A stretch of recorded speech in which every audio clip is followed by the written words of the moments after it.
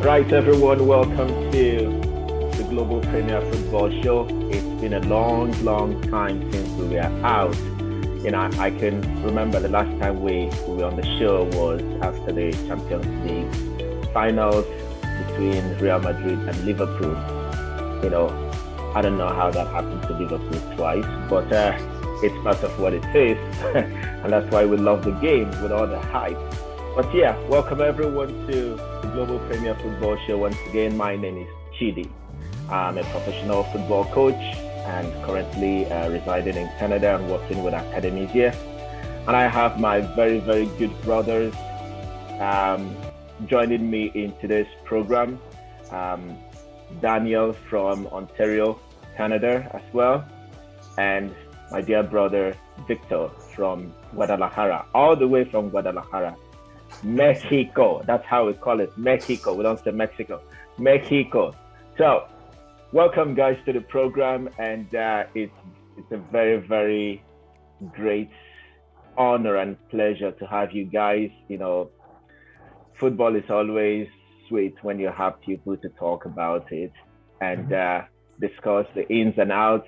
A lot of things have happened this season, actually in the postseason and the preseason. A lot of movement between clubs, betrayals, Lukaku,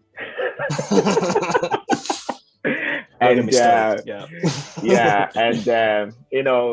and all the other stuff that has happened. So today we're going to dive into it, and I believe our audience will be really looking forward to hearing what you guys have to say, your input. You guys are all people of football, and that is why it's a pleasure to have you guys here. So let's look into it. So Victor, we've talked a lot about transfers, and movement, player movement.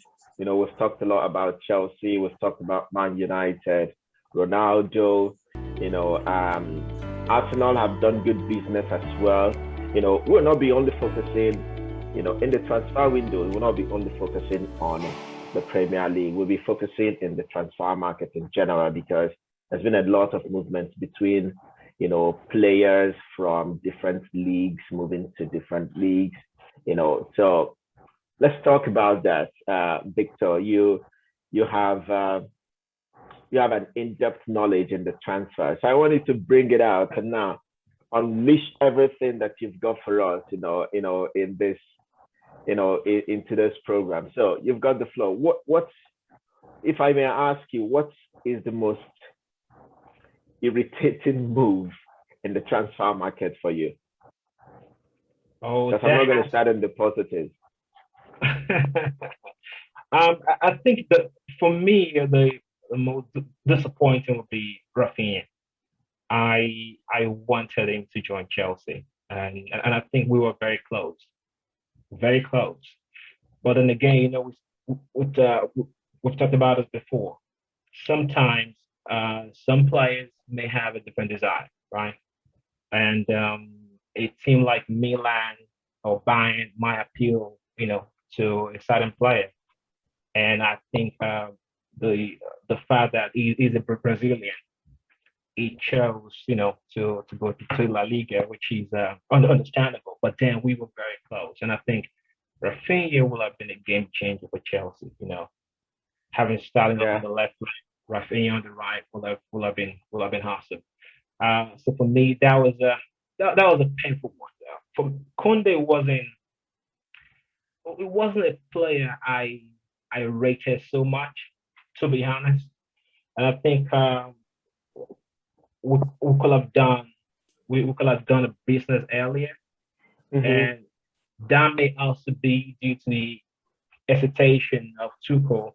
Maybe he was looking at some other players with different kind of profile for that position. Yeah, and that didn't bother me much. Kunde will probably do well at Barcelona. I'm not sure where he's gonna play anyways, because they've got Araujo, they've got Christensen. They are still pushing for Aspilicueta. They have Garcia still there, so you don't have to know will he play at right back. Who knows, right? So I'm not sure why they're all jumping on it. I mean, one thing is you want to play for a certain club. The other thing, you are getting maybe lower wages for now. Yeah, The rest of payment being deferred. yeah, So hopefully it works out for them because I think they've gone all out this season. I mean, to try and get back to where they think they belong. Um, Champions League is not something you could just say, "Oh, I'm going to plan to win Champions League," right? yeah. If Of it course, happens, no it way. happens. Yeah, Yeah. I mean, I know the team has a mentality and the drive to push through and maybe go for Champions League football, but we'll Hmm. see. But I am excited for Koulibaly. Mm, I think it's been a long time coming. absolutely. Yeah, And I understand he said we tried to sign him in 2016 or so, but it didn't work out. yeah. He's 31 now. I'm not sure how he's going to cope with the pace of the Premier League, but he's an African man, and It's true. hopefully he adapts quickly. Maybe within a couple of months, 1 or 2 months, get used to the team and be able to help. Because I think if we try to defend well, I mean, usually if you defend well, you win games, right? If you Yeah. if you get a goal or two, so hopefully that will help Chelsea this season. I think he's an upgrade Yeah. to Rudiger. They're maybe similar in style, Hmm. but I think Koulibaly is just a bunch of experience, right? So So let me ask hopefully you. it helps.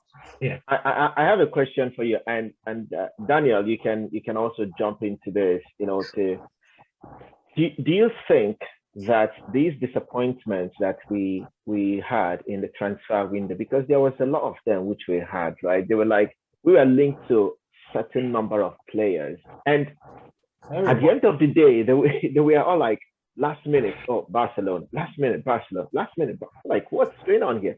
Now, the question is this: do you think that the sanctions which we got, because of our previous owner, who for me personally, I loved Abramovich very much as a Chelsea owner, but when politics and gets into the game, it messes up a lot of things. Do you think that the sanctions we had, the limitations we had towards the end of last season, and those sanctions, do you think it affected the choices of these players in making these moves, last minute, moves to other clubs? I think we were very slow um, in the market because the sanction came through. So many players did not know what will happen next. I believe Rudiger will have stayed if a certain uh, deal was agreed. But then they were unsure as to how the new owner will proceed, what will be the future of Chelsea. So all of Mm-hmm. those things affected the planning, because Mm-hmm. I wasn't happy about a few things done by Chelsea. We went into the season with Aspilicueta, Thiago Silva, Christensen, Rudiger with 1 year left on their contracts, right? Yeah, and they were playing on Now, that one year. yeah, now most of the negotiations stopped. Silva was on earlier, I believe. Aspilicueta 1 year contract was triggered because of a certain clause in his contract. But Mm-hmm. for Christensen and Rudiger, we seem not to plan for their replacement. So Yes. even before the sanction, maybe they were work in progress, like players like Kunde or Hake. Now that we Mm-hmm. know we have to Ake at some point in Yeah. time. But I think we didn't put enough work into who will come in to replace those players. Since Mm-hmm. I mean the manager will probably know if they'll be staying or not, right? But aside, I think the sanction actually stops any of the scouting works. So by the time the takeover was completed, we had to start from behind. I mean, for me, I think our transfer window is just starting right now. The last 48 hours has been crazy. Um, some deals were closed. I mean, some we don't know what's going to happen. I, Mm-hmm. I I had a news this evening that we will have to Aubameyang. What? Yeah, actually, I had a news about maybe that was a Monday. A certain reporter called Matt Law, he was saying Chelsea is looking for a striker, and the name of the striker is not known yet. But he's not a guy we will ever expect Chelsea to go for. Now, over the last 4 hours, I had Depay was going to get his contract terminated at Barcelona. Yeah. So I felt maybe, just maybe, we might sign this guy on free transfer. Wow. But then you see this guy come in with the news of Aubameyang. Now, Aubameyang might make sense for Tuchel, right? Because of his past relationship at Borussia Dortmund.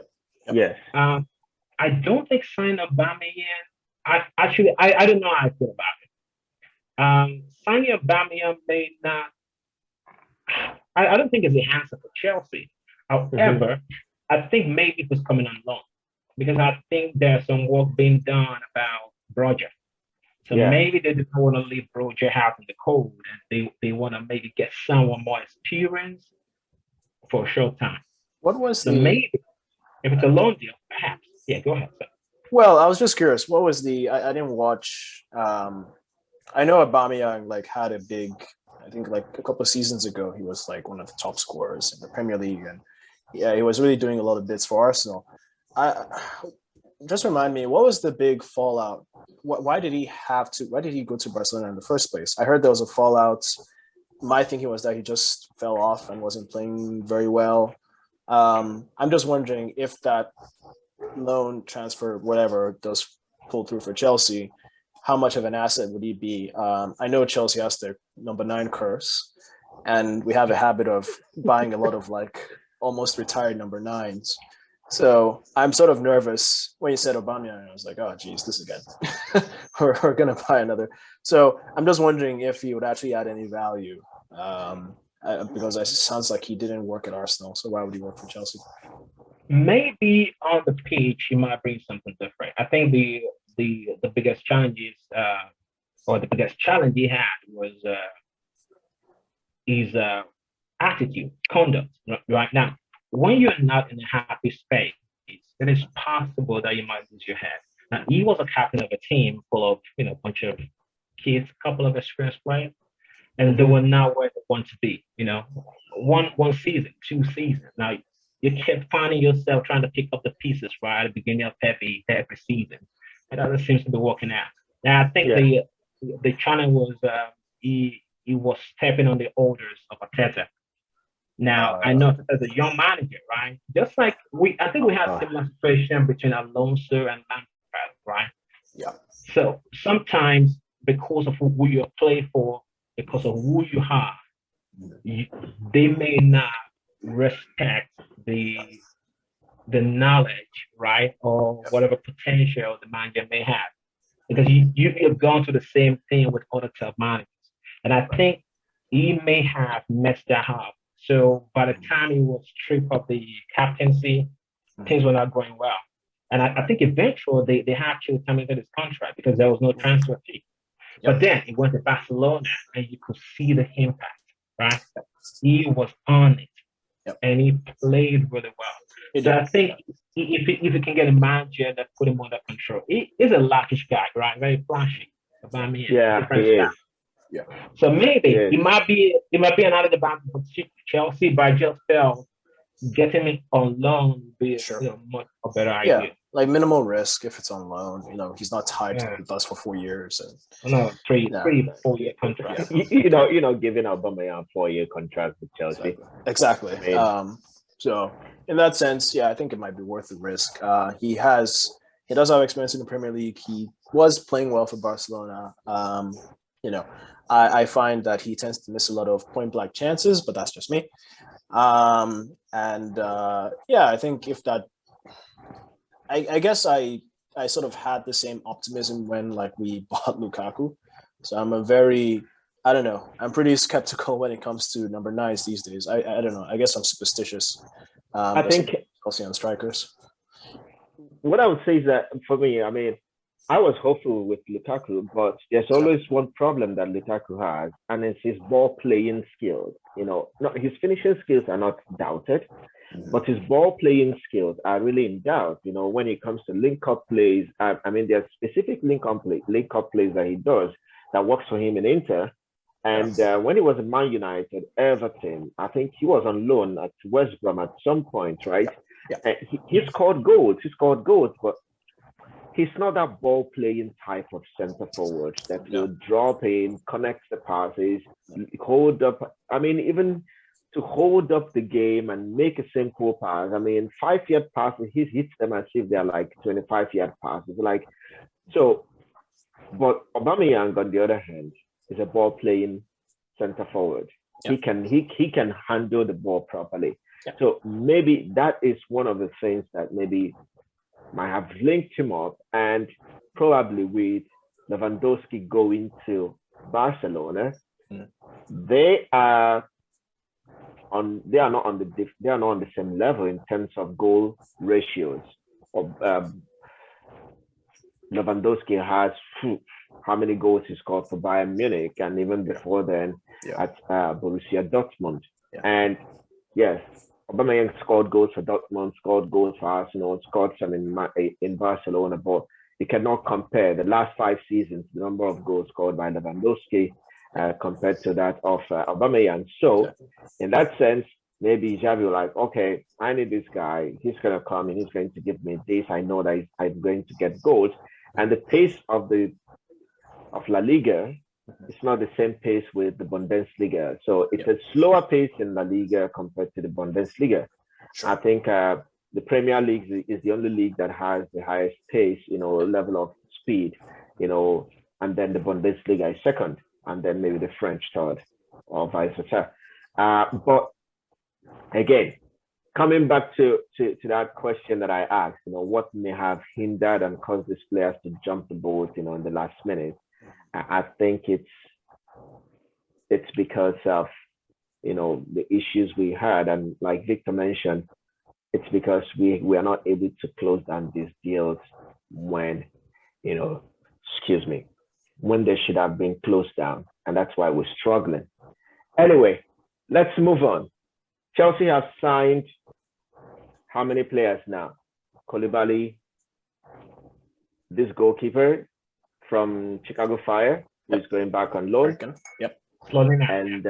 And Sterling. Raheem Sterling. And potentially Cucurella, but it's not been official yet. Yes, that guy is another guy. Or you could make as well. Yes, we agreed there. We agreed on a deal with Chukwuemeka from Aston Villa. Huh. Yeah, for $1 million.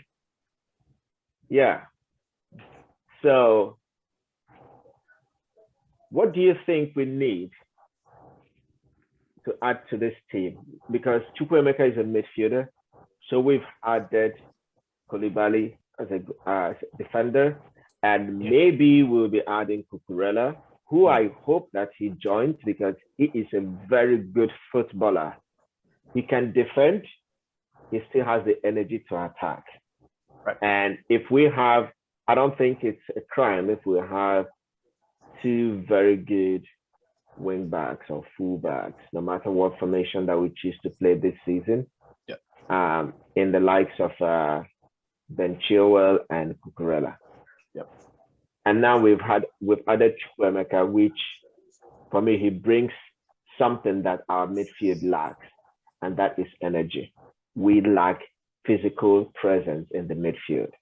Right. And when I watched that kid for Aston Villa last season, he made a big difference in Aston Villa's midfield in terms of the physical presence. So now, before we go into what we need next, what do you think this kid brings in? And what does it mean to players like Gilmore, Ross Barkley, Gallagher, Conor Gallagher? I don't know what I have the best wishes for Gallagher, but I don't know what it is, whether it is to stay in Chelsea or whether it is to move on or to go on another year loan. Yeah.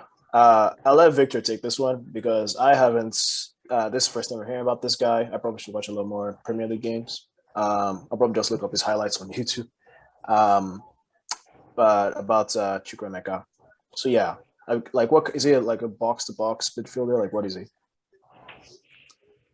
Yeah, so I think it was probably maybe the most talented 16-year-old in England at some point in time.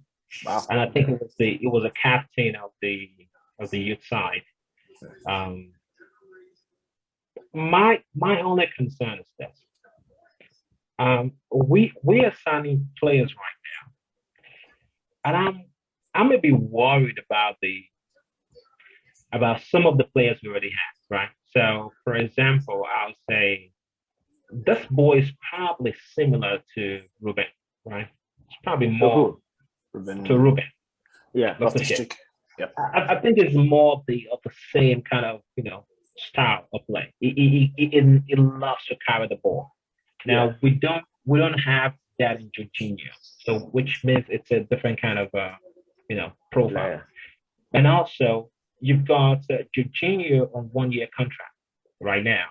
Same thing with Kante, right? I don't think there's a discussion being held about signing their contract. I know they're saying Mason Mount and James will receive improved contracts so they can keep them at the club, which is understandable. They've been great.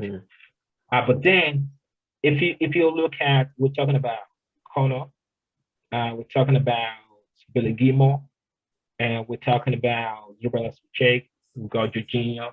Now, we are signing those players right now, and I'm thinking maybe the manager's already planning for next season, right? Because it's not just the boy, right? We signed, I believe, Omari Hutchinson from Arsenal. There's a boy with a similar profile of Carvalho, the one that signed up Liverpool. Very young, talented, dynamic midfield player, right? Now, you bring those two guys in right now. I think there's work being done to create a pathway, to the senior team. And I think Chukwemeka may have been convinced by whatever project Tico has right now, which I think is good. On the other hand, in the defense line, we are doing the opposite, right?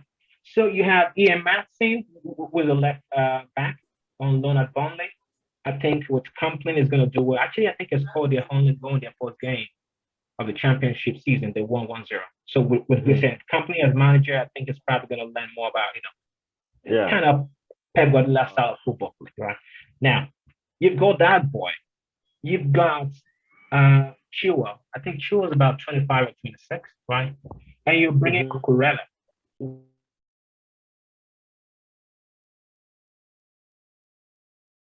We lost you there. You got those guys at the club, right? And they're probably going to be there for the next 4 or 5 years, if all goes well, right? Just like Walker and Stones have been at, City for a while, right? They probably will be there for a long time. What does the future hold for Matson, right? That's number one. Number two, we've got James on the right back. We're looking at Dumfries from Inter Milan. We're looking at this other boy from Southampton. I saw the news yesterday. I was shocked. What's his name again? Kyle Peters? Peters, yes. Yes, we're looking at that boy. So if you bring that boy in as a backup to James, what does that do to Dujan Sterling? Now you just loan out. So what is the pathway to the senior team for those boys? And now the Cucurella deal is being held because Levi Colwill needs to move to the other side. Yeah. As I understand, they want to include him on a loan deal previously, but Brighton said, no, it has to be a separate deal. We want to buy your player. And they're ready to offer about 20 to 25 million for him, but Chelsea want to buy back for double the price, 40 or 50 million. Wow. But Brighton want to make sure they secure that deal first before they let Cucurella go. Now, the idea now is Cucurella might play a left center back or left wing back, right? But Colwill is a natural left-footed center back. So why not put the trust in him this season instead of buying someone who is a left wing back to play that position? Because we're also thinking about Chua, right? Because there's been a rumor all about, or maybe Chua will be dropped. I think the manager is just concerned because the absence of Chile and James last season did a lot of damage. Oh my goodness, did a lot of damage. Yep. Yeah, a lot of damage. So now, my goodness. The manager wants to play. And this evening, just before we came on, I saw a news that we're putting a bid of 16 million for Fofana. And they said Leicester City rejected that bid immediately. So which means to get Fofana, we have to go up to 18 million. So if Cucurella costs you 52.25 million, Fofana is going to cost you close to 18 million, just like Maguire. Now, Leicester City, they have not been able, they've not been signing players this season, right? Yeah. Newcastle is after Madison, and we're after Fofana. Schmeichel left. Schmeichel has already gone to Nice. So imagine the Leicester goalkeeper, they will lose one of their, future center defenders. And then they'll lose a dynamic creator. Tillemans, his deal is still hanging. In my league, he has 1 year left. So Newcastle want to decimate. Chelsea and Newcastle want to decimate Leicester City, right? Yeah. So they probably will sit down for how much, whatever amount they can make, just to make sure they can, if you get 120 million, 125 million for those two players, because I think Madison is about 50 million. So if you get 130 million for those two players, you might want to go into market and see what you can do. But then again, we've got a few days before the season starts. The position we're putting Brighton and Leicester City right now, because we came late into the transfer. Yes, that's one thing I don't like. So you have to pay top amount so they can find better replacements. It's very difficult. Wow. This is a very, very tough situation for even just for Chelsea, actually, in terms of finding these players, and also difficult for these other clubs in finding replacements. The season starts in less than 72 hours. Yeah. And it's, for me as a coach, and this is how I always try to judge a team, how their preseason went and how they've done business prior to the start of the season. Now, if you look at a club like Liverpool done business, even though if they are linked up with anyone, but I think they're already sure of what they're going to do and who they're going to play.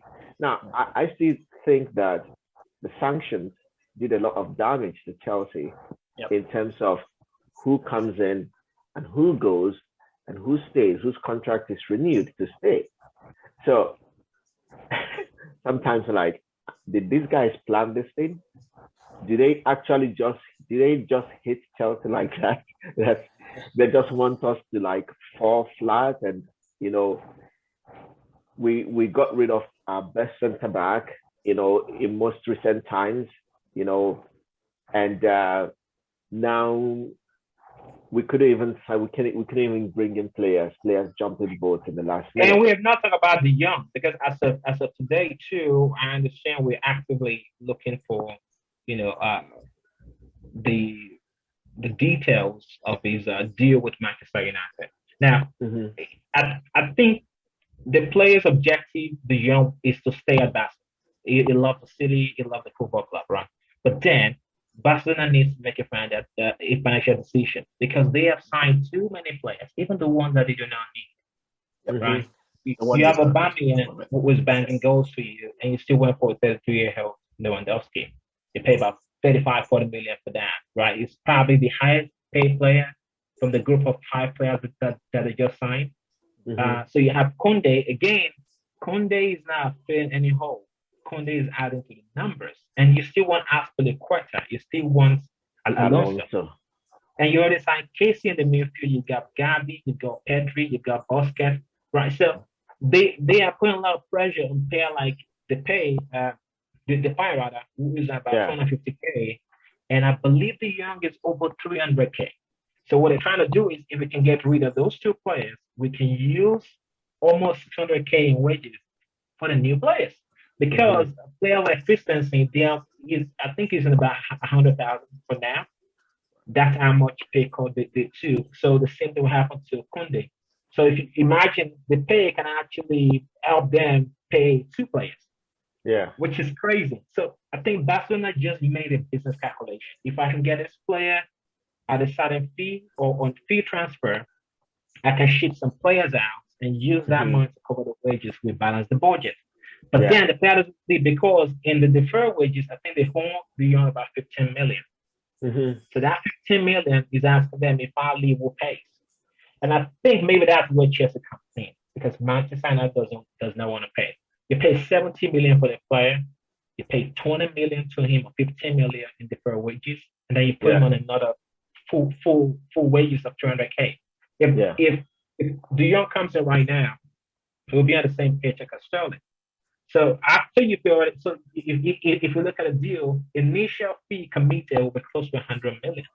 Mm-hmm. But I said Chelsea have been quiet because we know they still maintain their interest in Aspilicueta and Alonso. And if we are getting Barella right now and we know we're going to get Fofana, then maybe we can let Alonso and Aspi leave. Yeah. And if we can find a balance. But again, like I mentioned to you, in our previous conversation, I think De Jong is similar to Kukubashi, right? But is probably able to distribute the ball better, right? I think he has that, tiki-taka mentality. Yeah. He can play the pass. I think one of the challenges we have is we don't have that person in the midfield like Fabregas or Costa, right? Yeah. Like a Lampard to Drogba, someone that just pick out himself, pick the ball, find the striker, get the goal. And I think Lukaku also suffered from that, right? We don't have a central winger that can supply most of the goals if they're not coming from Aspi or James. They're usually coming from the wingbacks, right? Yeah. We don't have someone that takes 1-2 dribbles, supply Lukaku for a goal. I think back at Inter, that was Barella, who, and we didn't, I guess, and he had that link up with Lautaro Martinez that worked really well. And I don't think Lukaku, if I remember the Chelsea games, there were a lot of times where it was just him and then Mason Mount like legging it right behind him, and then the fullbacks. So, and if I remember the Inter games, it's usually like him, another striker, or he's played on through from Barella. So I guess he was hoping for something like that to happen at Chelsea. Mm-hmm. And not to say it was bad, but I guess we just don't play very well. Like you said, we're very win-back dependent. And we suffer without them. We suffered last season. Yeah, when Chilwell was injured, it was pretty bad. Alonso has his gifts, but I think I can run faster than he does. So that's that's not great. I think yes. Going back again a little bit to Lukaku, I can't blame him for everything. I think he also suffered from, as we all agree here, he suffered from lack of service. From midfielders, from the wingers. Sometimes like we expecting them to cross the ball for him. Let him have something to work with. And like dribble, and then the ball goes out of play, or then when they're crossing, the defender is already in position to win the ball back. But anyway, now let's move on a little bit. We have talked a lot about Chelsea. Let's look at some other clubs. Can we talk about Chelsea some more still? Why not? Can we keep talking about Chelsea? Okay, fair enough. Okay. Yes, I know. We can talk about Chelsea all night long, all day long, because yes, we are all connected to the club, right? In one way or the other, I think we're all super fans of the club. But also, let's look at the other clubs too, because we'll be competing against other clubs, right? We're playing Everton, right? And they've lost Richarlison. I don't know who they brought in place of him. I think that guy was the soul of Everton before as they escaped relegation last season. So, Victor, have you seen anything going on in Everton? We are playing them on Saturday. Have you seen anything? Maybe what do you think is going to happen in that game? And is there anyone that we should watch out for? One thing I'll tell you, away game at Everton is never easy. Of course, we've not won there. We've not won there for the past 3 seasons or 4. I would not be shocked if they get a draw. I think the news this evening was Calvert-Lewin is injured, so he will not be playing that game. But I know they signed this guy, McNeil from Burnley. Remember that guy? Left with their plan. He's got a wicked cross. They signed him, and I think they signed Vinagre. He's a left back. Oh yeah, from Sporting. No. Yes, he formerly used to. I think it was on loan. It was on loan at Wolves. Yes. Yeah, so he's I think it's gonna what's the name of that left back Mikalenko is Yeah. probably much more rugged, suitable player for Premier League than the Ukrainian guy. So I think maybe those are the two greatest additions they've had so far. They are working on a deal for Guy from PSG. Hmm. He wants to come back, which I think is because PSG they're trying to do what Chelsea is doing right now. Chelsea Yeah. is planning for the future as well as the current team, right? Yeah. So trying to tap in those 17, 18-year-old players, Hmm. and according to the information, we're trying to create a pathway for them to the senior team. So at the end of the day, you see which one is okay for the team and which one you have to let go, right? So Yeah.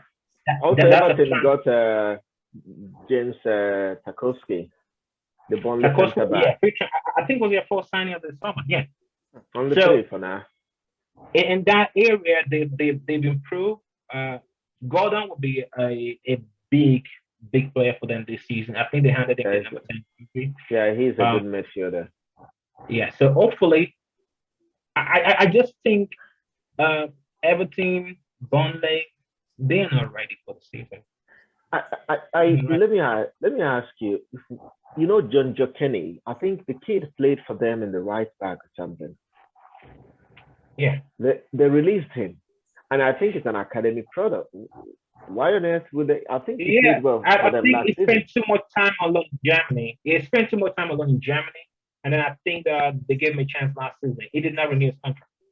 I think he's back with a German club, if I'm not mistaken. Yes, I think it's not. It's probably much more happier living in Germany than the UK. So it's gone. Wow. Anyway, now I was looking at the Arsenal transfer, movement. That's My goodness, they brought in very, very they've good done a players. lot. Yeah. But do you know how many players that's left Arsenal either on loan or they sold or they released?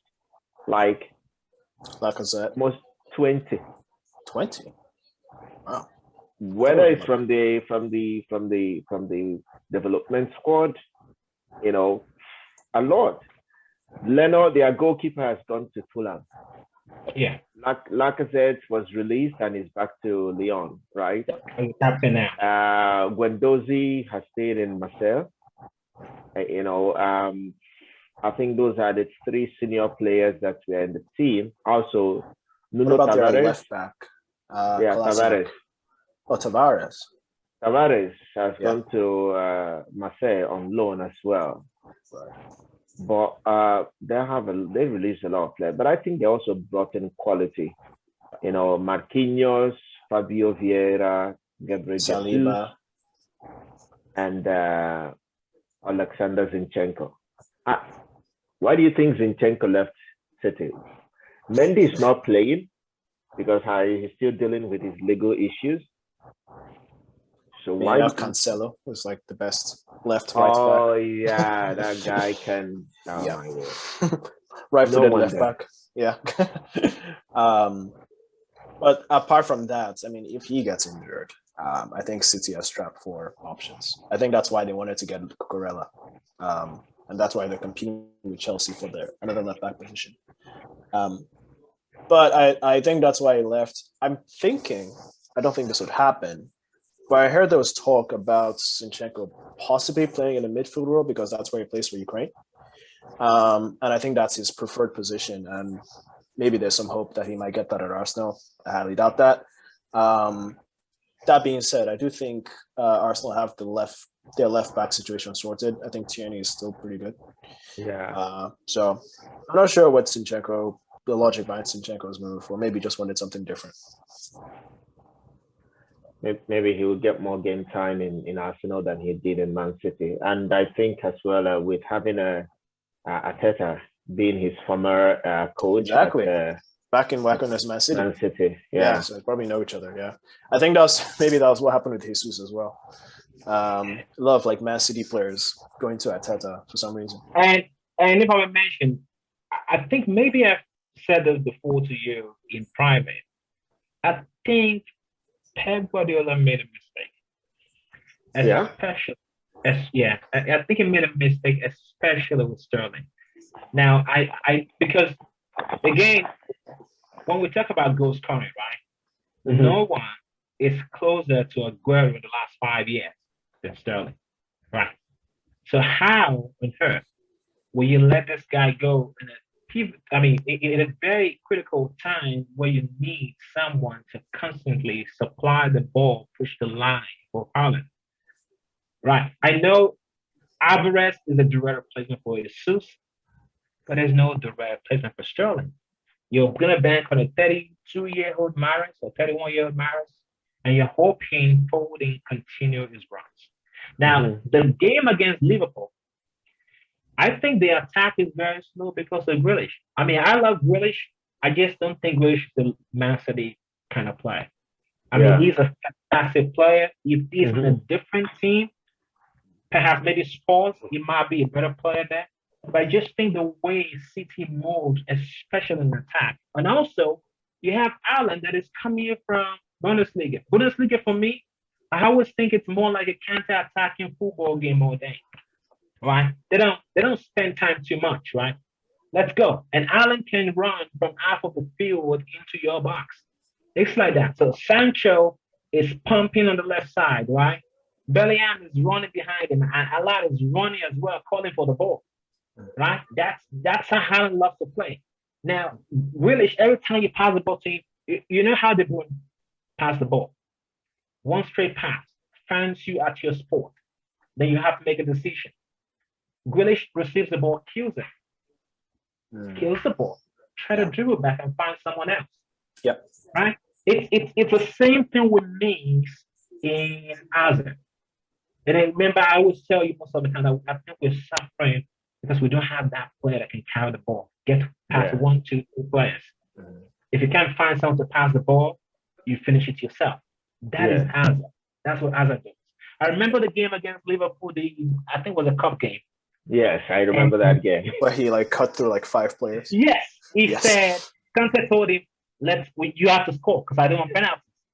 Because I think they brought Conte on in the second half, and he knew he was going to play penalty, and he was trying as much as possible to avoid taking one. So he said, "You make sure you score Hazard," and it was a beautiful ball. You know, the way he just bent the ball and slammed it. You know, that's what we miss. Interesting. That's what we missed, right? And I think Man City gets that in Sterling. I mean, Sterling is not your prolific goal scorer, right? Yeah. But Sterling is always at the right place at the right time. Yeah, he's not a prolific goal scorer, but he's got more than 100 Premier League goals in his career, which is mad, and it's unbelievable. No respect. I mean, people were saying Chelsea are wasting their money. Why are you Sterling? I mean, why are you going to sign Sterling, right? But you look at the numbers. Yeah, it's ridiculous. Right? I definitely think it's a win for Chelsea. Couldn't agree more. That's what I'm saying. So I am not sure the school of thought, and we might not see the hand here because based on what I understand, I think Barcelona has a very strong interest in Bernardo Silva.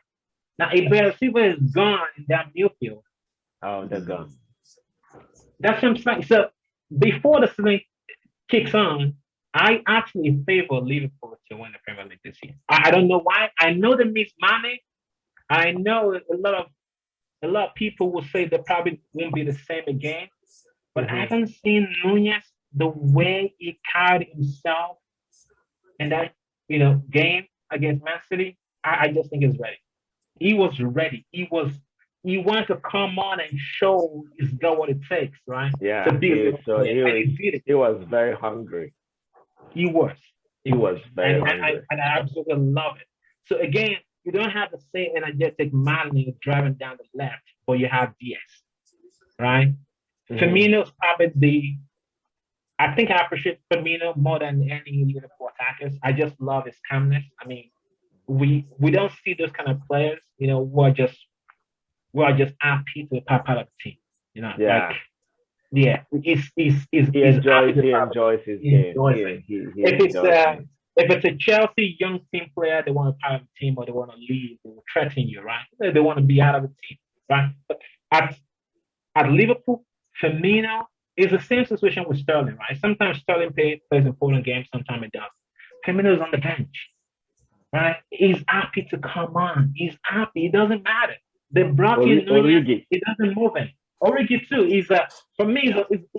And against Everton, he always delivers. Yep. Right. I was kind of hoping Chelsea would sign him because for the exact same reason. Yeah. So for me, I think Liverpool has an edge because again they're playing the same structure. They've already brought Diaz in who adapt into the team. Jota is still there. I think he got it when you brought this today about 4 years. Yeah. So again, they've got Firmino, they've got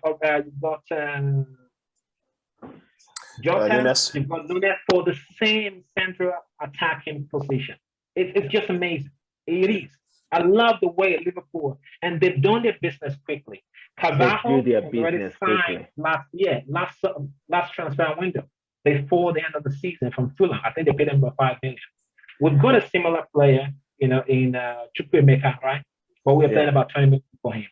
So Liverpool, just like we're saying, they identify their players. I know do their business. They do their business. You already identify what the needs I need to get. There's so Minamino, there's so Mane. They use the money for minutes. Get a deal done. Let's move on. Wow. But Chelsea, we're still stuck with Michi right now. I will not be surprised if Michi comes back. We just on the bench on Saturday. Yeah, Michi Batshuayi is still there. Yeah, I was surprised to see him in our friendlies. I was like, oh yeah, he's still in our books for some reason. Oh my goodness! And he still wears this vintage Adidas boots that he wore the first time he came. He never takes that design away. Michi's still here. The Michi we got from Marseille. Yeah, we thought he was going to be our next Didier Drogba, man. Oh, Michi, come on. Yeah, you remember? I think I shared that picture with you, Victor. Where he painted his finger. So I'm not like, Michi, what is this? Are you a footballer? What is it that you are? I mean. Honestly, anyway, he definitely embraces the memes. He dresses up as Batman and everything because he calls himself the Batman. Yeah. we still got a lot of players that we've released a lot of players, but I think Arsenal has done more. Brighton also has released lots of players. They sold some. I think also they sent a lot of their young players on loan. But let's look at the big teams that we know that will be competing for the title. There's always the top 5 teams. Man City, Liverpool, Chelsea, Manchester United, Tottenham Hotspur, and Arsenal. These are the 5 top teams. The rest are always around the corner trying to cause havoc and trying to cause upset and everything. Now, the season starts on Friday. Right. On Friday, Arsenal plays Crystal Palace. That will be an interesting game. Now, we're looking at Crystal Palace, their squad. They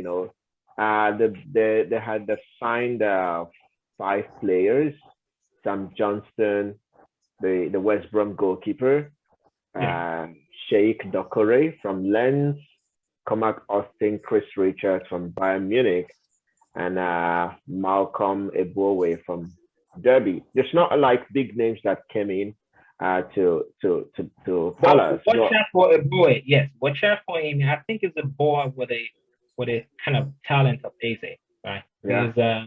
He's a boy that if you allow him time, I think under Vieira, that's what I expect. I expect him to follow the footstep of those guys. Eze and this other boy. What's his name? Olise, right? When I think Olise actually arrived injured, to let you know how much faith the manager has in the team. So Vieira already knows those boys who are willing to learn, right? Because it's all about you. We talk about the team mentality, right? You've got to got players who trust in your ideas, and you have to trust the players. When Tuchel came out and said some players do not want to be here, right? That sends the wrong message, right? But it's true, isn't it? It's true. People start pointing fingers at the captain. They're pushing for Barcelona at Alonso at Timo. And now we understand Timo is actually real. He was one of those guys that wants to leave, right? And now, what I don't understand, which is what is very crazy, is why Timo wants to leave when we have not actually signed a new striker. So again, it's a bit strange. I think those players, if their idea doesn't align with the managers, they put the manager's job in in a very difficult. They put manager in a very difficult position, right? So again, all those kids joining Crystal Palace, they understand how the manager wishes to play. If you if you give Conor Gallagher the option to leave Chelsea now, he would jump at Crystal Palace again, right? Because you see a manager with experience in that position, who was one of the biggest players in the league to ever dominate the midfield, right?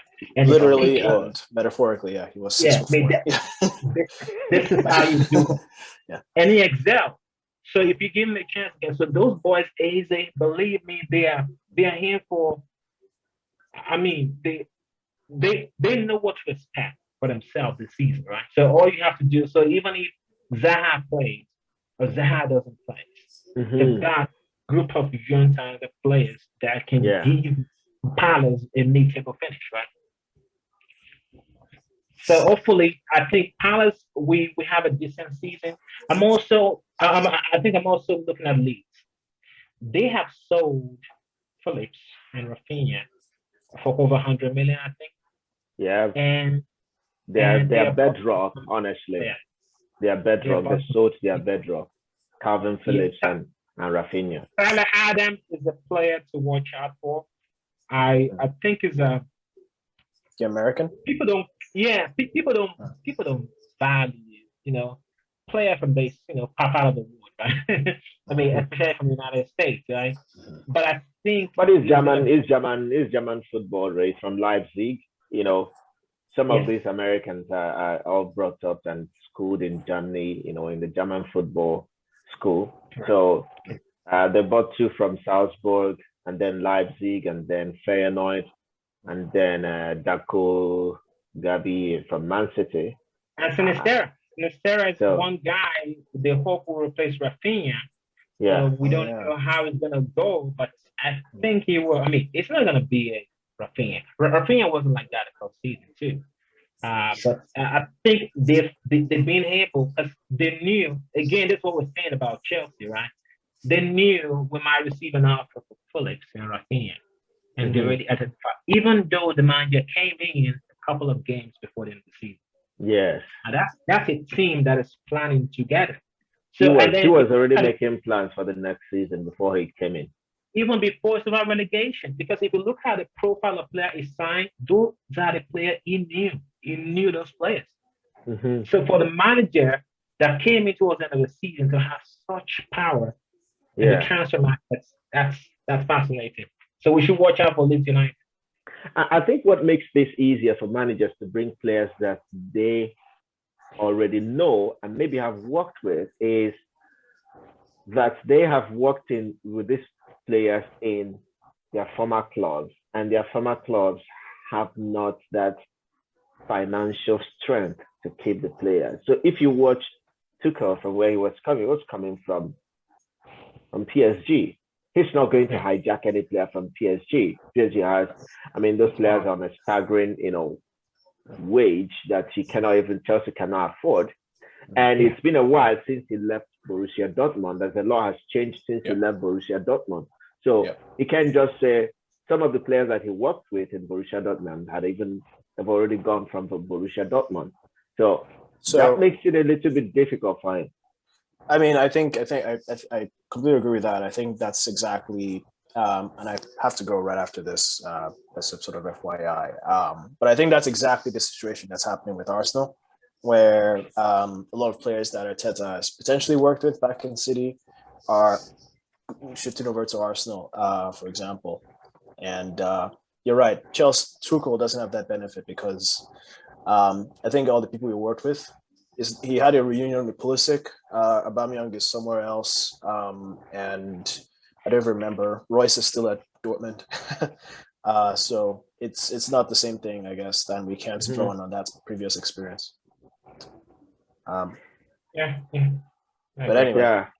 I'm gonna have to drop early, guys. Yeah, Daniel, thank you so much for joining Yeah. us, and we'll catch up with you some other time. Yes, sir. Keep up the good Right. work. All right, man. See you Yeah, soon. bro. All right. Yeah. So, Vic, let's look at Liverpool. I was just looking at their transfer, the players that they've released and the players that they've sold. So now, Sadio Mane has gone to Bayern, right? Takumi Minamino has gone to Monaco. Yeah. Nico Williams, Nottingham Forest. Yes. I think they released a lot of players. Origi gone to Milan. They do not have. From what I'm looking at, what I'm looking at here, 1, 2, 3, 4, 5, 6, 7 players have gone on loan. The rest they've sold, and those sold 1, 2, 3, 4, 5, 6, 7, and 8, 9, 10, 11. They've sold. They have offloaded these players compared to Chelsea. Yeah. They have like lots of players on loan at some certain point, and the team was struggling.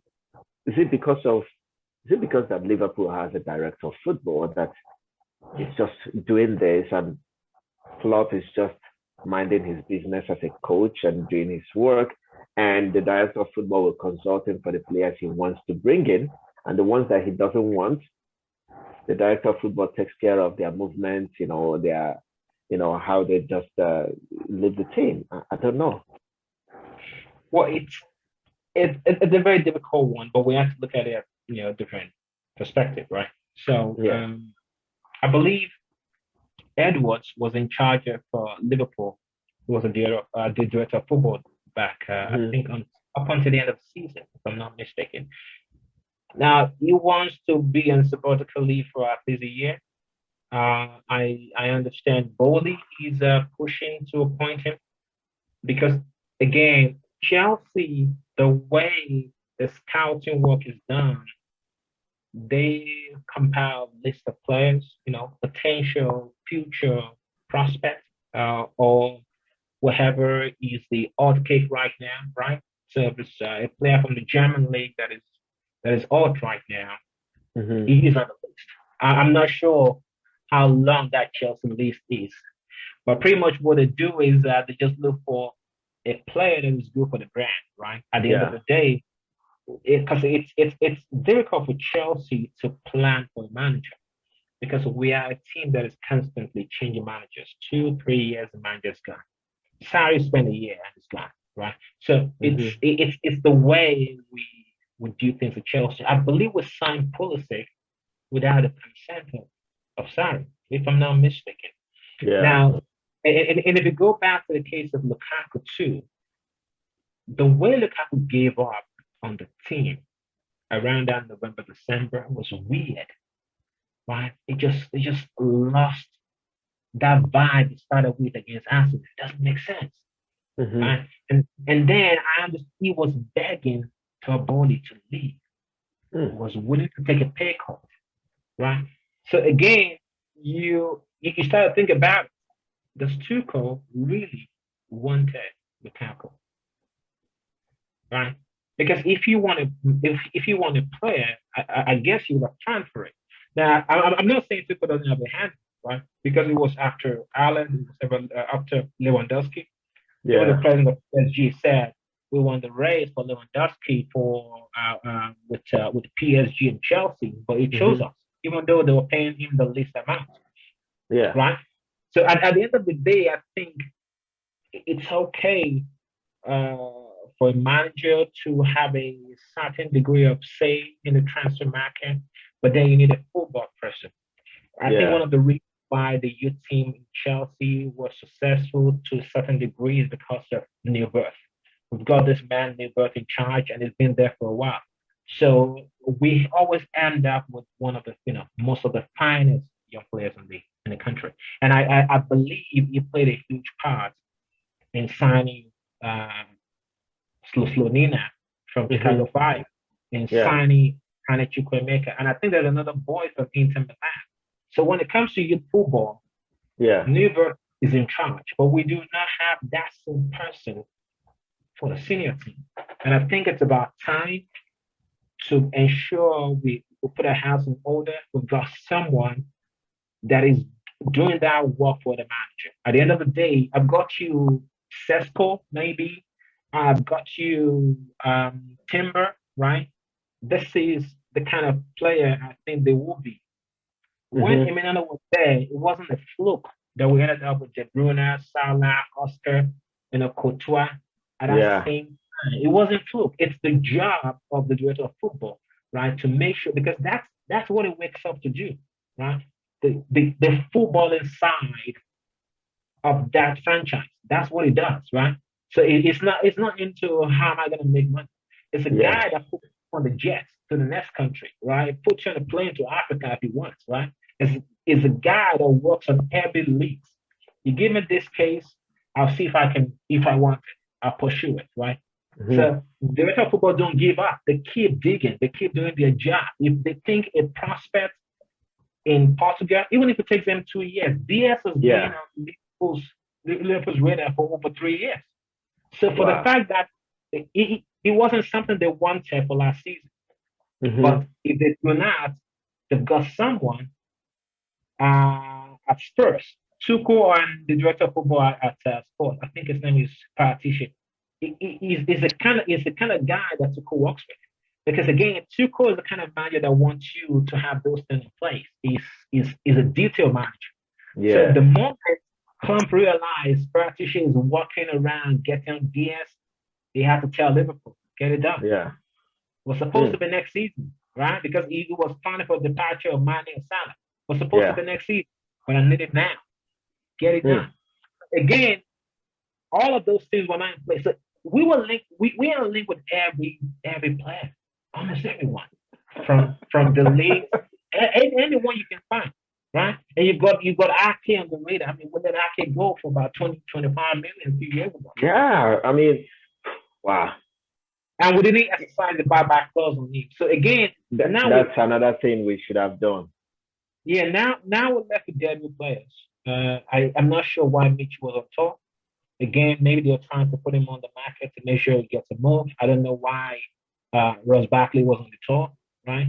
I think Abby Bell should have had a chance to play in the attack. Had a chance to play. Or instead, they might just send them over to the three that were the United States at the time, which I think actually maybe reduced their chances of being able to showcase themselves.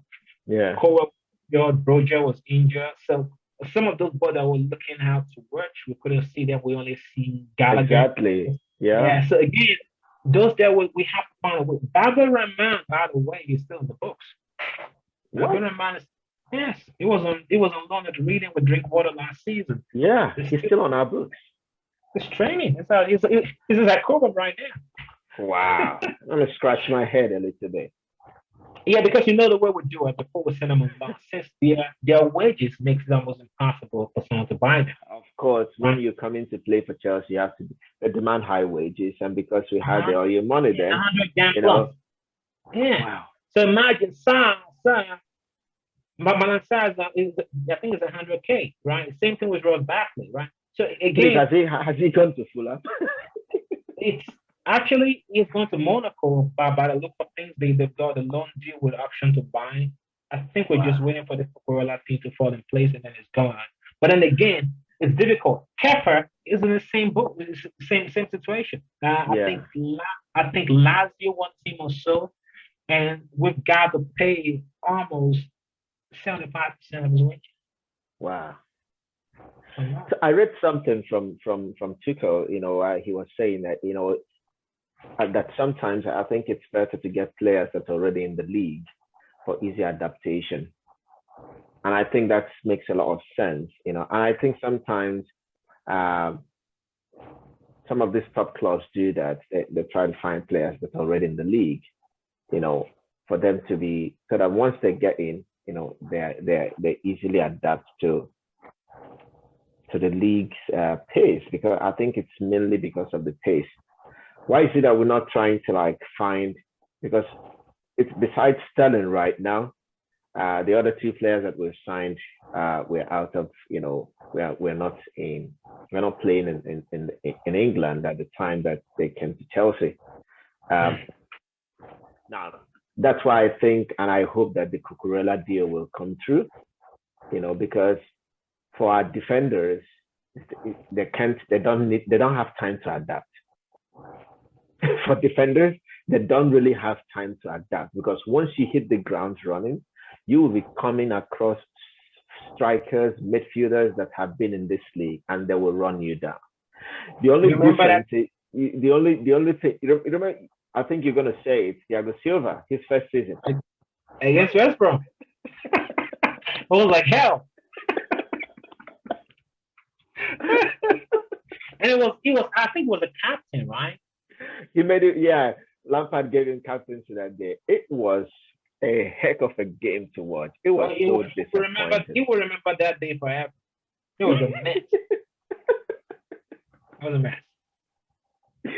Oh my goodness. Now let's look at Manchester United. Manchester United have released Cavani, Juan Mata, Pogba, Lingard, Lee Grant. I mean, talking about the senior players, Nemanja Matic has gone to Roma, Dean Henderson, Nottingham Forest, Andres Pereira has gone to Fulham. I mean, these are their senior players. The rest are like academy players or maybe development squad.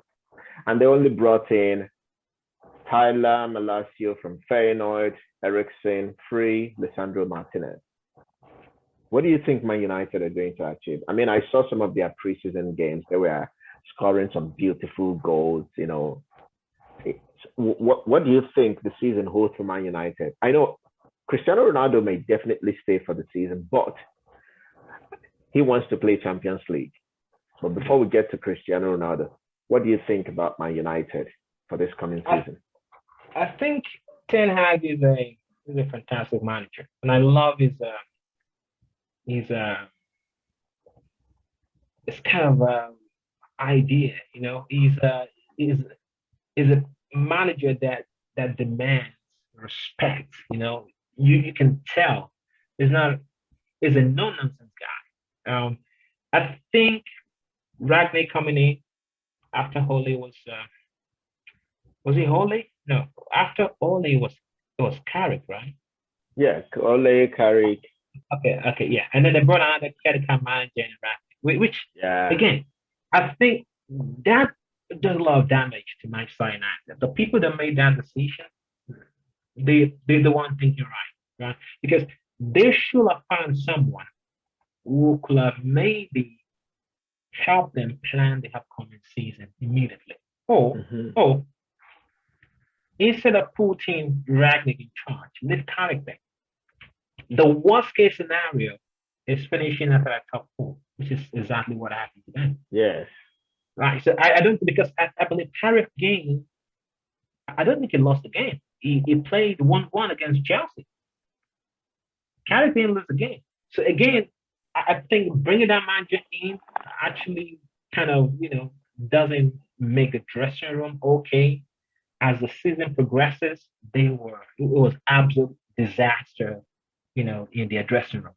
Yeah. And player lost attention, player lost focus, and they were not happy to be there, Cavani wasn't expecting Ronaldo to come, right? Ronaldo just arrived, he handed over his number 7 jersey. All of those things. There's a section of the big boys, and there's a section of Maguire's a captain, right? So when Maguire's your captain, actually, by the way, I don't believe Maguire is a bad player. I just think Maguire's playing on the wrong side of the defense of Manchester United. I think if they find a proper player to fit in, which I think Lisandro Martinez will do, I think Maguire will shine. I think because it's a difficult position. This is a position we're talking about John Terry, right? You're talking about Dyke, right? It's a tough position to play. It is. So that's why you must use this. You have to be ahead. You have to think ahead of the centre forward in that position. I remember the goal Liverpool against United the pass from Mane to Salah. It was a no-look pass because Mane already saw Salah's movement, right? And he knows if I put the ball in that position, Salah's gonna catch it. It's just bizarre to imagine that a defender with a level of at level of Maguire cannot read such movement, right? Yeah. But again, I think his position makes it difficult for him. I think if he plays on the right side of the fence, it's not gonna be world class Maguire, but I think he's gonna be a much, much more better player, in my opinion. Because I don't think any other defender, maybe except for Varane, I don't think they have a defense. Also, they need the right back. There's Dalot, there's one Bissaka, who I think is a £15 million waste. Wow. They also need a proper midfield. I think The focus- Ericsson. yes, which I don't think it should be a first team player for Manchester United. I think maybe as a sub, maybe fine, but I think they need someone to play with Fernandez. I think if they get the young, it will help them a lot. It's not. Which is difficult right now. The young But does I not hope- want to play Conference League. Doesn't- Or, But I also think their focus on the young has actually destroyed their entire. If they don't get the young, the entire summer is a waste because they focus on that player. They've had great deal for almost 2 weeks now. Before they went to the United States, before Barca went to US tour, right? It's crazy that we are going to start a season in 2 days now, and yeah. Manchester United have not, and they flew to Spain, right? They had good meal just like the Bola did. They had good meal with Barcelona. They struck a deal. So how will you respond after all of this? Eating people's money and having meals with them. After all of those efforts, the young gonna happen. And then finally, I think the attack. Elanga is a good prospect. I don't think it was ready last season. Maybe this season we might see some improvement. There's talk about Anthony from Ajax coming, but Ajax will make sure they get as much money as they can from Manchester United. Yeah. So I think that area, I'm not sure if it's gonna stick in Sancho to that side, put Rashford on the left side and play Martial as a striker. But I'm waiting to see what Ten Hag does with the attack. But because I think Rashford is going to be a striker, and that's obvious, right? But the game you brought in Ronaldo, which makes it difficult for all of those boys, right? It makes it difficult for them. So pretty much those boys cannot stand out on their own, right? Because there's a man to get a man. So I think as much as Ronaldo got most of the goals for United, which I think saved their season in so many ways, I also think they probably will have achieved the same kind of result without Ronaldo. Yeah. Not top four. With or without Ronaldo, they will still have finished maybe 5th or 6th. It's going to be a difficult one for them. It's going to be a difficult one. Tottenham has really, really geared up for this season.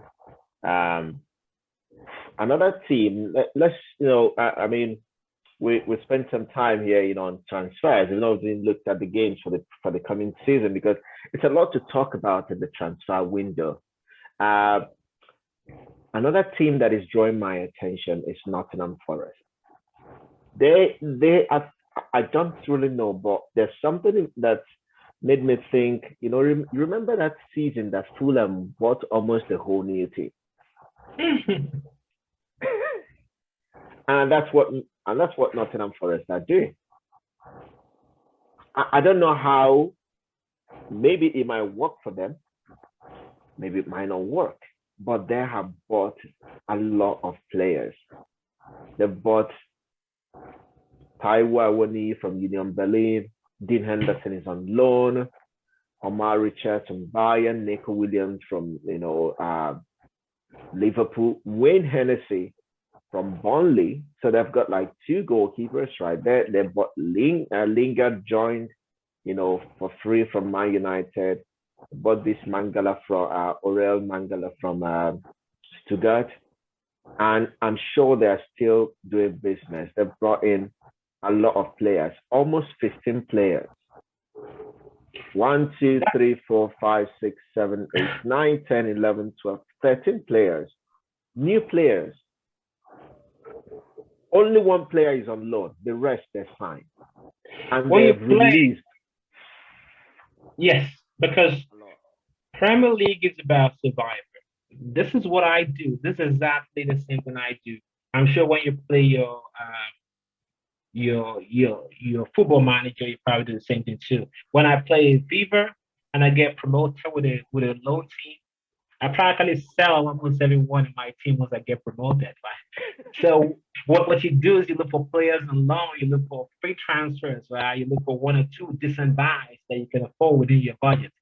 It's crazy that it convinced Lingard to stop his move to West Ham. I think that's a bold move. It's a team winning. That's a 1-year deal, I believe, 200,000 a year. That's ridiculous, right? For them to offer Lingard 200K a week, that shows the desperation. So again, we'll wait to see how quick the team gels together, how quick they understand themselves. But the manager is a highly respected man, and I think they've got a chance to stay up because in my books, I do not have them going down. I don't know why. For weird reasons, when I'm thinking about things that will be relegated, I'm not thinking of Nottingham Forest. So you think they'll stay up?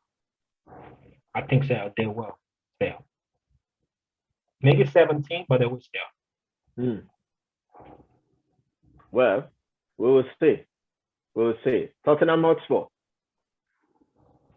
We are fighting. You were like, oh, we should get Ivan Perisic. Oh, we should get Chelsea should get Ivan Perisic. And now I told you when I do not want them to qualify for Champions League because I think without Champions League we change everything for sports. I wanted Arsenal to qualify. You knew that. The last ever season I was going crazy, right? And I think Arsenal bottled it. Arsenal bottled it. That game against Spurs was their final game of the season. Yeah. They should have done everything to ensure they secure 3 points. So I think the moment they qualified, we knew what Conte is. I mean, if it's going to stay, you know it's going to put a rope on Dan Levy's neck. And he did that. It's got the money out of him. I don't know how he did it, but he made Spurs spend decent amount of money to acquire proper backup. If you count the player signed during the end of the season, the Jonathan Star window, I think there should be about 8 players now. Yeah. That is so. This man has created a decent depth in the squad, which I think is very important, especially if you're playing in the Premier League. Yes, it's the depth of the squad. I think they'll be in the top 4 because in my head, I've got Manchester United after the top 4. I've got Spurs in there. Yeah, I think they have a decent squad with whoever they have. Some of the players, I mean, from all the players that they have released, none of their senior players is in that name in the list. All of them, even the ones like what's the one that went to Lyon last season, the second half of last season. Yeah, and Ndombele. He's still there. So they were selling because I believe Ndombele and Reguilon were not part of the preseason talk. No, they left them home. He hasn't looked for a club. Reguilon, he was decent under Jose. But we got Perisic. We got Perisic on that left side. He's got Spence. That's a boy that was on loan at Nottingham Forest last season. Spence is gonna. Yes, Spence is a boy like James, like Rhys James. So it's got dynamic football players on both flanks. It doesn't need extra baggage. It wants him out because you've got Sessegnon, I believe. There's a Sessegnon. Yeah, Sessegnon, yeah. And there's Emerson Royale on the right side. Doherty as well is still there. Doherty, yeah. So and if you remember towards the end of the season, he actually used Davies Yes. as part of the center three. Yes. So part of the back three. Yeah. So again, Yeah. it's got too many players in. It doesn't want to keep any excess player. Doesn't need Dombele. Doesn't because it's got Yeah. Bizuma. Now Bizuma is I think is a player Chelsea missed. You know, I think Bizuma is the kind of player you can have in your squad as is a decent. That is that physicality we need with brains. Yes. You know, I we mean, needed if it's physicality with 80, brains. 70, 80 minutes of a game, you're pushing hard. That's what Conte does for us, on a weekly Yeah. basis. But if it's at its best, right? You Yeah. need that energy, someone that can just push you, just over the line. Let's go. I think we missed out Yeah. on that. We missed out there. But anyway, we'll see how Spurs will go. They have good signings. Perisic, Bissouma, Richarlison is a very good ad, but maybe he might go with a front three, a 3-4-3, because I mean Richarlison will have to play himself into the squad, right? Maybe Kane might drop into the number 10 and then he plays two center forwards. I mean, I don't know if he's going to do that because I don't see Richarlison going to Spurs and sitting on the bench. He will not be happy. The type of player, of course, he will not be happy. You remember the fight he had with Vinicius Junior in the Brazilian national team training. Like, he's an awesome guy. He's like a Balotelli, but he is a better player. But he's the kind of guy with high temper. Now he's the kind of guy I think Chelsea might use. Sometimes depends. I think we tried to hijack the move, but it was too late, according to reports. I think the 5-sub is giving top managers a lot of ideas because you've got 5 options. Yes.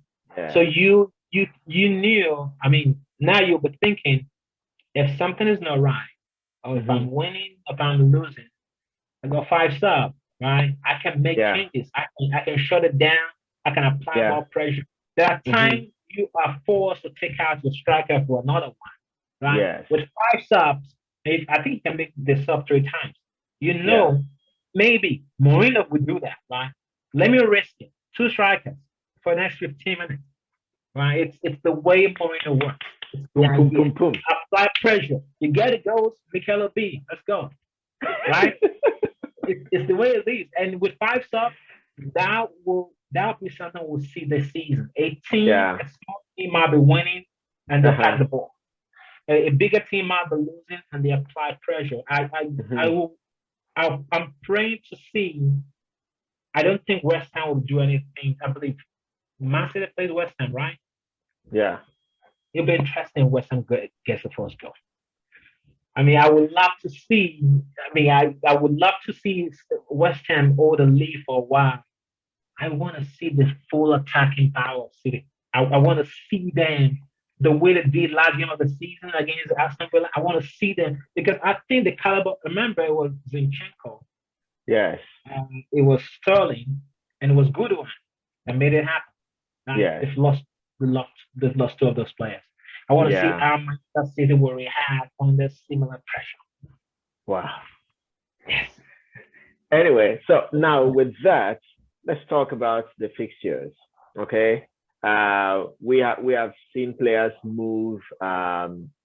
Another interesting move that I don't know how that team is going to go about this season is Leicester. Leicester, I don't know what their plans are. Their top players are leaving. Kasper joined Nice in France, and if Kerr is not taking them, I lose, some of their other players, right? But they did not sign anyone. They've not signed anyone. So who is the goalkeeper that they would trust to do the job that Kasper has done for them? Because Kasper was phenomenal. Kasper is a Leicester legend. Actually, I don't know why they are not asking for Kepa. I think Kepa will solve their problem for the season alone. Aside from that, I think they're probably thinking of the bracket, the Newcastle goalkeeper. Newcastle. Newcastle. But what's this guy's name from Burnley? Um, Nick Pope. Nick Pope is not obvious. Is going to be number one goalkeeper. So I Oof. think the Barca will probably accept the challenge to move to Leicester City. We'll see how that play out. But in reality, they do not have a first team goalkeeper now, which is pathetic. But that's not just it. Chelsea is in the head of the final. Arsenal may probably come in late for Tillemans. We'll see how that goes. Yeah. Madison, Newcastle has put in two bids, 45 million, 50 million. Right? There's no way Newcastle will put in a bid of 50 million for Madison without speaking with the players' camp. So imagine we got to a point where Newcastle, who has recently, got taken over, and Yeah. now balling better than Leicester City. Leicester were recent champions, right? So it's crazy how things change. The team that has been in Champions League in recent time, in Europa League, in the new Conference League. tournament, Conference League recently, compared to a team that hasn't been in Europe in a while, and I mean, it's Newcastle, right? And Newcastle is now. It's. I believe they were also in contact with the what's the name of this Leicester player? Harvey. Was he Harvey? No. Yeah. Harvey Barnes. They Harvey were in Barnes. contact with Barnes and Madison. So you don't know. So if Newcastle gets into the head of those two players, if I were Brendan right now, I might be looking at some Chelsea players. I think Austin Odoi might be a better player for Leicester than Chelsea.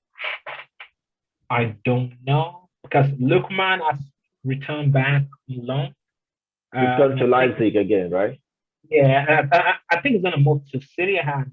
I come to report there's a 50 million bid from a Serie A club. So Wow. they don't. So you got Iheanacho, you've got Ayose, you've got a hold, but still effective value. But then again, you're losing the power behind those players from defense Yeah. to the flanks. So From your again, goalkeeper, man. yes, who's a leader since Morgan left, right? Yeah. Schumacher has been a leader. It's incredible. How does that happen? A few days before the end of the season, there's no replacement yet. So I think Brennan will be in trouble. But again, maybe Austin Odell will do a great job for them. Maybe Ruben Loftus-Cheek will do a great job for them. Maybe Gilmore, I don't know. I'd still want to have Ruben Loftus-Cheek in Chelsea. Honestly, I mean, it's just because of his physicality. I don't see without Chukwuemeka, if Chukwuemeka is not going to be a mainstay in the first team, because I'm sure he'll be going in between the development squad and the first team, no matter what. We don't have physicality in that midfield. Kante cannot do it anymore. He has given and has paid his dues from Leicester to Chelsea, and you don't expect a player to be going back and forth. The wear and tear for a midfielder like Kante going back and forth season after season, and then he's injured, and then he's out for a while, and then he comes back. Because Kante does not hide. He does not, his level of play does not. He doesn't literally try to drop it like players who try to hide, when they have injuries and just want to be on the field. Kante will come in and give his 100% or more. And if he's not doing it, he better comes off. He prefers to come off if he's not giving his 100%. And because of that, we need a presence. We need a presence in central midfield. Jorginho doesn't have that. Kovacic does not have that. Mason Mount does not have that. That's one of the. If you look at Manchester City's midfield, these guys are strong, robust. If they are coming hard. Rodri, even De Bruyne, is strong and massive and athletic. We don't have that in Chelsea, and that's what Chelsea used to be with Michael Lucien, with Michael Ballack, with Makelele, with John Mikel, and Lampard. We've lost that. I mean, who decided to be bringing this type of no offense to light weight midfielders, but who decided to bring this type of midfielders to Chelsea and in Yeah, the I Premier think League? we do need a central defensive midfield player. I think maybe the long-term objective is to go for Declan Rice, but no, there's a new captain at West Ham right now. It's unlikely to happen, right? So, Yeah. but again, even after Lampard Ballard left, we go Matic. Matic Yes. Yeah, I forgot about that. He was strong. Yeah, and He then was strong. boom, he was gone to Manchester United because there's a certain Marino that can just, click his finger and make things happen. And then we ended Invited him up to Roma. with your favorite player, Bakayoko. It was your favorite player. You used to say Baka. That's what happened to us. So again, you move from, you see what I'm saying? You move from those kind of, if the player with a certain dynamic profile, and then you go to you gamble on Bakayoko. It's been on. I think it's gonna be on a second loan with Milan again. Again, because of the wages, nobody's gonna buy it. It's gonna be a loan. You pay a loan fee, subsidize wages here and there. So I think in the long run, we need to find a player like maybe Milinkovic Savic, maybe Declan Rice. I think Casey may have done a job for us. It's not a defensive midfield player, but I think it's got the energy. I think sometimes what you just need is that just little extra energy. Again, extra energy. That's what we lack in last minute. Yes. 60th minute we start going down. Boom, boom, and the pressure starts going on from the opposite team. You look at the match against Madrid, and I think that there was a mistake made just because we couldn't keep our hand, and just stay the hand, right? In the defense, you've got experienced Thiago Silva, and there you go, Rudiger. I mean, it's not fluke that Barcelona got Christensen, right? That Real Madrid got Rudiger. That Barcelona still want Alonso and Aspi, right? It's not fluke. They look at Chelsea team and they try to find the bedrock of our team. Why did this guy go to Champions League final, right? And won it? How did they make it to the point of almost eliminating Real Madrid after a disastrous fourth leg, right? You look at a team and then you understand what is the foundation of the current team right now. Yeah. You see what I'm saying?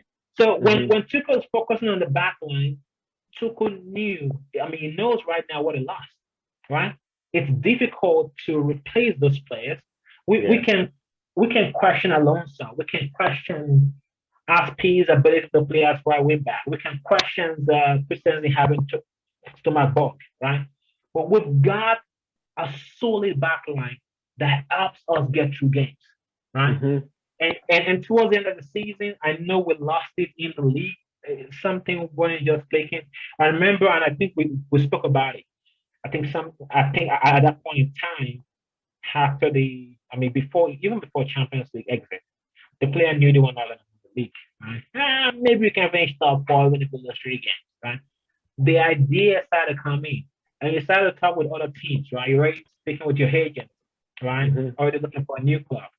So maybe at that point in time, they were already losing concentration, focus. Yeah. But we've got a rock solid defense, very rock solid defense. So we need to resolve that right now. I think that's what Stuko's trying to do. Let me get over this, this defense first. Once that is sorted, I think we will sign a new striker. Aubameyang, as we mentioned, we might even have a shot on Ronaldo. I know this. A lot of people disagree. It's crazy, I just think having Ronaldo for a year and let him play for MLS, give him an exit clause after one season to play in Dubai, whatever he wants to go. One season, hopefully, maybe we might get a better striker who is not going to be a center potential. Because it's not about Ronaldo. It's not about growth and ability. It's about how the team plays around Ronaldo. And Ronaldo is a guy who wants to be a center of attention. So maybe Tuchel's what about that? That's one thing. That's one thing. At PSG, how it works. Maybe doesn't want to repeat the same thing. But I think we need to reinforce the midfield, get one more attacking, goal scoring option because we cannot put Yeah. all some kind Havertz and stuff. We cannot do that. No. Yeah. So just to wrap up here, You want to predict the Premier League games? yeah. Yes. Let's go through this first weekend of the Premier League, right? It starts on Friday, which is 2 days from now. Crystal Palace at home playing Arsenal, and then on Saturday we have Fulham, Liverpool, Bournemouth, Villa, Leeds, and Wolves, Newcastle, and Nottingham. Tottenham Hotspur plays Southampton. I'm looking forward to seeing Joe Aribo play for Southampton. There's this wonderful goal he scored in preseason. It's full of goal preseason. Yeah, oh my goodness. Messi, it was my Messi. It's gonna be on ESPN. It was a fantastic goal. He was wonderful. It was wonderful. So I'm looking forward to that game, Tottenham Southampton, just because of Aribo, not because of Tottenham. And then we're playing, Everton, at Goodison Park. And then on Sunday we have Leicester playing Brentford, United, Brighton, and last will be West Ham against Manchester City. So, what are your predictions in these games or for these games? The first few games of the season is always down to the team that is probably in the better physical shape. Mm-hmm. Not necessarily the best teams, but the ones that got enough fuel in tank seems to scrap through the first weekend. Yeah. I think Arsenal against Crystal Palace. I've not seen Crystal Palace preseason, to be honest. But I would not be surprised if they play 2-2 draw, 1-1 draw. But of course, you assume Arsenal scored, I think, about 26 goals in preseason. Wow. They're on fire. Jesus is scoring. I mean, he's been scoring since his first game with them. So I think they're the only team, the top team that had a very, very free scoring preseason all through. Yes. And what's amazing is the numbers of players in the team on the top scoring goals. It's good for them. I think it's good for their confidence. Actually, I'm going to watch football or nothing Arsenal. It should be released tomorrow. I think they said if I play them, you will never walk alone in training. Just to irritate them because they were going to play against Liverpool. So I think it's built. It's building something. Do I think Arsenal will finish top 2? I don't think so. Top 2? No. I don't care what they do. Maybe they might sneak into top 4, but I still think Arsenal will finish 5th. I mean, since are they in the Europa League? They are playing Europa League, yes. So I mean, well, we'll see as the season goes down, right? Because when you are in Europe, it also becomes another thing, and you're playing on Thursdays. Yeah, because the first 3 weeks now, you're going to have one game a week, but then after that, everything changes. Yeah, it starts building. So again, the best teams may not win the first few games now, or the team that finished top 4 may not win, because again, it's about the readiness. Yeah. So Arsenal might have a blast the next few days, and then we'll see what happens. Yeah. I think they normally start that way, right? And that was how they handled last season. Man City were having a poor start of the season. Before you know it, once they picked up momentum, and that was the end of the whole thing. That's my point. How many times have you seen that from City? They were like, they're like 7th on the table, and then by December they're first. That used to be Manchester United. Now it's City. If they don't start the season well, they will suffer. They will suffer because, again, you don't have too many times to close the loopholes before the end of the window. So if you're waiting to see 2-3 games, I'm not sure you can get the right kind of player. And I'm worried that Manchester United have not done enough business. And there's few angles in the future around the younger Ronaldo. It could be a disaster for them. But I have full trust in the manager. I think is a man who knows how to get results, and I think that might help him in as the season progresses. We'll see. Yeah. We'll see. We'll see. Fulham, Liverpool. Of course, that's a no-brainer. I'm sure. I mean, unfortunately for Fulham, when you have Liverpool to start your season against. I actually have them to go down again, which is very unfair to their fans. But I think Fulham and Bournemouth will be relegated. Who will join them? Leeds United. I haven't made up my mind between Everton and Southampton.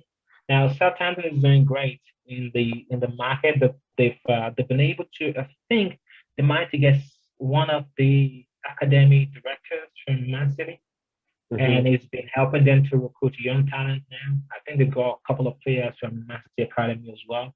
Yeah. I just don't know how the manager will handle this season. I don't know, honestly. I just don't know how Southampton will play, but their first game will give us some hope into the season. I'll wait to see. I'll wait to see our boy to Joe Aribo, see what happens. But I have little confidence that they will stay on. Okay. Bournemouth, Villa. I think Gerrard did good business, right? I think he brought in Carlos from Sevilla. Actually, he did that deal a long time ago. And there's a boy that I think top team should have went for is Camara. Camara is a dynamic player, and I think Villa they'll be up there. Definitely, they will. So I expect them to win that game. So you believe they're beating Bournemouth at the Vitality? Okay. Well, Sri Lanka is still a striker, right? Striker. I don't know what's gonna do for them in the Premier League. I've got. It's easy. I know it's easier to say this team is going down or going up, but then when you look at the team, I don't think Bournemouth is ready for the reality of Premier League. When you look at their score, I mean no offense, but you look at the team, you look at what Leeds is doing, look at what Nottingham is doing. They need to do more. If you want to stay up, you've got to do more than that. You have to do some more business. Yeah, I agree with you. So, well, good game would be Newcastle and Nottingham Forest then. Yeah, because again, Leeds and Wolves. Who is coming out? Leeds and Wolves. Who is coming out? Who's winning? I've got a lot of confidence in. I mean, I know I thought Leeds were going to be relegated last season. They did not, and for the business they've done, I'll go for a draw in that game. Yeah. Newcastle, Nottingham. I haven't seen Botman play. Honestly, I think the first game I saw was the Champions League game. Maybe it was against Chelsea. I don't remember. I don't know. I think they missed out on Ekitike. I think they should have done that deal earlier before Campos came in as a director at PSG. And now that he is in PSG now, Campos is the guy that thinks like Emiliano. He thinks so much in the young kids. And what is joined with I think Sanchez, the Portuguese guy, will move as well to PSG. Ekitike is there. They're doing a lot of great things. I think Newcastle needs that chance. I don't know about Newcastle, but Eddie Howe is a man of so many talents. You don't know. I mean, he understands football, which I think is what works in the advantage of Newcastle. If they have appointed some novice to take them through the relegation battle, but he's a guy who understands he understood what needed to be done. He decimated Burnley by getting their man. And I think it's about to do the same thing to Leicester City. First game of the season for Nottingham Forest for the first time in a while. I go for 2-2 draw. 2-2 draw. Okay. We're looking forward to that. definitely Tottenham should be beating Southampton, I guess. I Yep. mean, you Yes. never know. Yeah. There can always be. Well, I don't think Spurs will be the Spurs that we always, we used to know. But I think they've got some energy from their manager, and they've got some extra craziness in Richarlison. Yeah, you know, we talked about the mentality the other day. I was listening to an interview from Fabregas. He said when it came to Chelsea, what he understands is the team, the squad, they've got one objective in mind: win. A draw, a lose is not an option. They want to win trophy every season. So the moment you come into Chelsea, you understand that. And I think that's a mentality Spurs will try to carry home now from Conte. Win, win, win. Everton, Chelsea. Our nemesis. I don't know. You know, back in the day, it was this guy, Nate. Remember that Nate Smith? It Yeah. was Nate Smith who performed wonders. It's I remember a game that ended 4-4. I think John Terry scored the final goal, right? Yeah, that was crazy, man. We've had crazy games at Goodison Park. But again, they'll be missing their striker. Mark Neal is an amazing left-footed player from Burnley. I think they're in talks with um, Burnley as well to sign Connect, the Ivorian Yes, player. Connect. Yeah, yeah.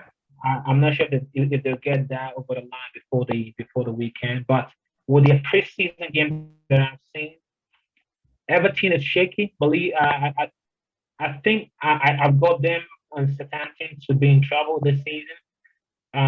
Those are the two teams after, of course, Fulham and Bournemouth. But I think those two might struggle this season again because I do not think Everton has done enough. I know they're having serious Yeah. financial trouble right now, but I think we'll beat them. I think we'll beat them 3-0. Yeah. Okay. Looking forward to that. I hope we start on the right foot. On Sunday, we have Leicester, Brentford, Man United, Brighton, West Ham, Manchester City. Who's coming out? Who's coming out on top? Graham Potter against Ten Hag. Graham Potter is a proper manager. You know that. I mean, you're a coach. You know that man is that man is a proper. That's one of the reasons I want Levi Coley to go there because I think he has the same philosophy as the people in charge of Borussia Dortmund. They just want to play football. If it's with kids or with a whole guy, it doesn't matter. They just want to play football, and grandpa want to play football. Old Trafford will be loud, but I think they can cause damage. So I will not be shocked if they win, but I think maybe they might get a draw. Leicester City will be crushed. They'll be in trouble. Brentford, Brentford will. You know the manager. They'll be in trouble. I don't know how they will stabilize themselves quickly into the new season, but their manager is an experienced guy. You probably know what to do before the transfer market closes. West Ham, Man City. Again, I wish and I want Scamacca to score maybe 2 goals. And West Ham is ahead, and I want to see Man City. I want to see them suffer. I want to see Man City suffer. I think again Pep has made a few mistakes in this transfer window. I don't know how he's a genius. I'm not sure how his calculation will work out. But I want them to be behind so I can enjoy a good game of football on Sunday. That Man City don't mind losing the first game. Yeah, but that'll be good because Liverpool should get 3 points on board, right? Now we cannot afford City to win the league again. Just being honest, right? So everything inside Man City cannot win the league again. We've got to do everything it takes. If we have to buy the young to let Barcelona have the money enough to buy Bernardo Silva, do it. Everything to bring City down this season. No way. I'm ready for it. Anyway, I hope they go down. I mean, I hope they don't win the league again. It will be a shame for the rest of the league contenders and the big boys that Man City is just Dominating. dominating, making the Premier League look like the Bundesliga, where Bayern Munich just like 13 straight seasons winning. Come on, you better just give them the trophy before and then let them all play friendly games for the rest of the season. Anyway, Vic, honestly speaking, it has been an absolute pleasure to have you on the show. And I am looking forward to what the season brings. I'm looking forward to have you back here as many times as possible. And I hope that when I'm in Mexico, we will be able to sit down together and do one show like this and talk about football, maybe the World Cup then, because World Cup is coming. Yeah. For Christmas time. Yeah, November, right? Yeah. So looking forward to that. But it has been an absolute pleasure to talk transfers. I mean, there's a lot to still talk about, but honestly, we are out of time, and we are going to leave it at that. We'll come back again to talk because we still have the whole of August for the transfer to window is still open to the end of August. I think September 1st, right? That's the last day. So I'm sure there'll still be a lot of business to be done in and out. We'd even touch the other clubs in Europe. Mane going to Bayern Munich, and Bayern has also recruited a lot of players. But we'll leave it at that for now, and we're looking forward to the next episode where I hope that we can come back, analyze, and to see what your results, what your predictions were, and. Yes, our viewers and listeners, we would love to see if you nailed this, and I hope we have a lot of time together to talk about football this coming season. Thank you so much for making our time. I know it's not easy for you, family, work, business, and all stuff like that, but I really, really appreciate you. Muchísimas gracias, as we say in Mexico, and looking forward to the season. And thank you very much again. And to our fans, like, subscribe, share the word, tune in. Many and much more to come from Global Premier Football for the 2022-2023 football season is on. Thank you very much and have a good night. Sure.